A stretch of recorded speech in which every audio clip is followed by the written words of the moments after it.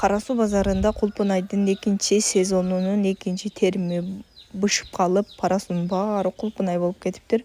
Ушундай майдалары 130дан, ал эми чоңдору 250-200 сомдон болуп атыптыр. Биринчи териминде кулпунай бир кыйла эле арзан болуп аткан. Мына ушул 200-250 дегендер 100-150 сом болгон болчу. Майдалары 50-60-70 сомго чейин түшкөн эле. Быйыл кулпунай арзан болот десе, уже экинчи теримде ушундай кулпунайлар кымбат болуп чыгып калыптыр.